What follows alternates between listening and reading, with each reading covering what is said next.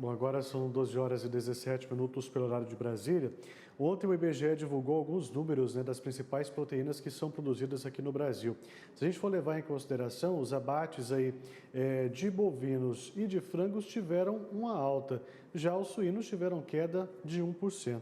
E é sobre essa baixa dos abates suínos que eu vou conversar agora.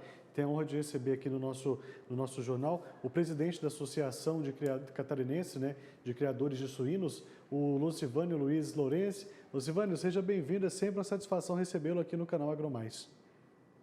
Boa tarde a você, Tiago. Boa tarde a todos que nos assistem nesse momento. Tá certo, então conta pra gente aí como que nós podemos explicar essa baixa aí de 1%, né? Não é tão grande, tão significativa, mas começa a preocupar também, né? Na verdade, o que aconteceu foi a crise que nós enfrentamos desde 2021 para cá. Os nossos produtores, principalmente os independentes, eles começaram a diminuir o seu plantel porque não viam que iam conseguir se manter na atividade pagando para trabalhar com o alto custo de produção. Milho em algumas regiões chegou a R$ 115 a saca, farelo de soja a 3.000 a tonelada, e vendendo suíno teve época do ano de vender a 3,80 o quilo. Então eles começaram a diminuir plantel, tantos outros desistir da atividade por não acreditar que ela fosse mais viável. Então isso está refletindo agora, porque a suinocultura ela é um ano no mínimo para começar e um ano no mínimo para terminar.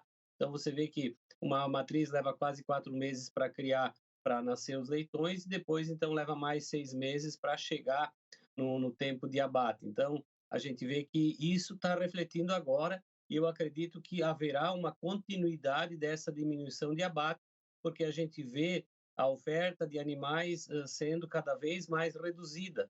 Olhando por Santa Catarina, na região sul, na região do Vale do Braço Norte, é onde nós temos a maior concentração de produtores independentes do país, do estado, melhor dizendo, e a gente era, naquela região, um grande exportador de suínos para os demais estados brasileiros, e agora, então, tem que importar suínos para atender a demanda daquela região pelos frigoríficos abatedouros que tem por lá. Então, cada vez mais eu acredito que esse número vai ser maior e, consequentemente, deverá trazer a margem de lucro para o produtor, que até agora ela é inexistente. Pois é, a gente até tem visto, nós temos registrado aqui, Luzvani, nos últimos meses, uma melhora, até mesmo nas exportações aí de carnes suínas, né? A gente tem falado sempre com a BPA e mostrado que tem melhorado depois de alguns meses, desde o ano passado para cá, com uma dificuldade muito grande, até mesmo de produção, né? Nós havíamos conversado também em outras oportunidades de produtores até desistindo aí da produção de suínos. Como foi melhorando de lá para cá, a gente vai vendo as coisas entrando no eixo. Mas esse caso específico agora deixa vocês produtores preocupados ou é algo pontual, algo sazonal que a gente pode melhorar aí nos próximos meses?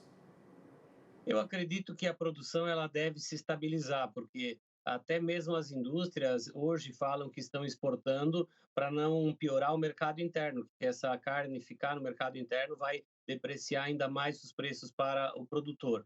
A gente vê que o Brasil tem melhorado as exportações quando comparado ao ano passado. Exportamos aí 68 mil toneladas, considerando janeiro a agosto do ano passado para esse ano a mais. Santa Catarina está exportando 55% da produção brasileira, da exportação brasileira, melhor dizendo.